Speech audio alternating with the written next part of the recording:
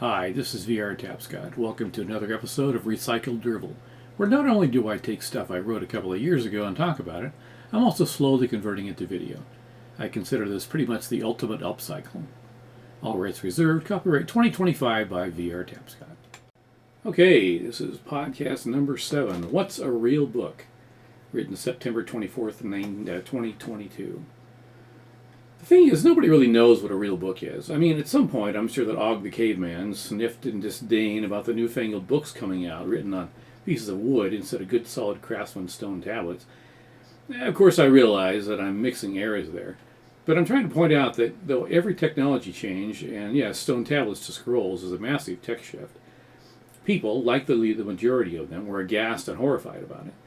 Of course, we in this era especially have it bad because we don't even notice those tech waves crashing past us anymore.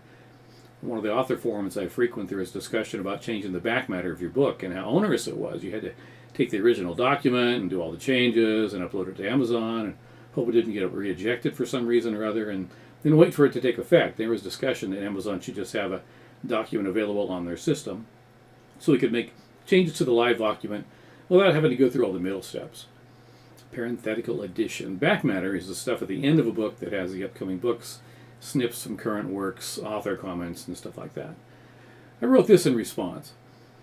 Scribe Arturo sighed and said, "Man, what a day. The old man wants back matter updated. Last time I did that, it took almost 3 months, and that was just the illumination on the capitals." Scribe Alfonso nodded. "Yeah, I know the feeling. At least you get to work in color." Scribe Job piped up. "Hey, you hear about that new guy? Gutenberg, I think his name is." "Nah, what does he do? Use bear's blood or something?" "Nah, some kind of magic. I heard he can make changes to the back matter in just a few days." Arturo scoffed. "A few days? That's impossible. Even without illumination, it takes weeks, and that's even if he's only wanting a few corrections."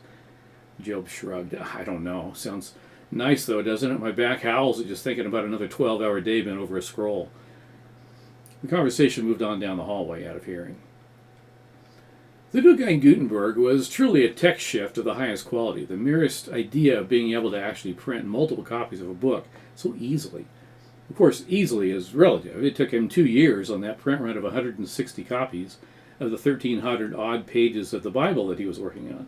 The end result was hideously expensive, too, though not as bad as having a scribe working on it day and night for months for a single copy.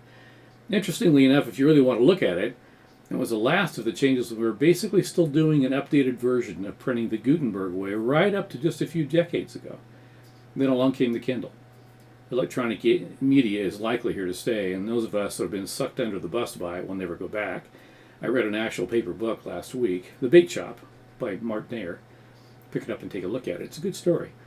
And it was odd, since every now and then I'd find myself tapping the right-hand corner of the book page, expecting it to change for me. So to the original question, are e-books real books? Are audiobooks real books? Does it have to be dead trees in its ancestry to qualify? As far as I can tell, it's the story that makes a book. In all its incarnations, through all the millennia, it's been the story that's survived in whatever the media. So far as audio, still the story. And if you really want to push an analogy, the first books were the shamans sitting around the fire, telling the people of the tribe the history of the world and their people. And so here we are, full circle, listening in the original format to books, in the original traditional way of doing so. No dead trees, phosphor pixels, or e-ink required. Just some quiet time and a storyteller.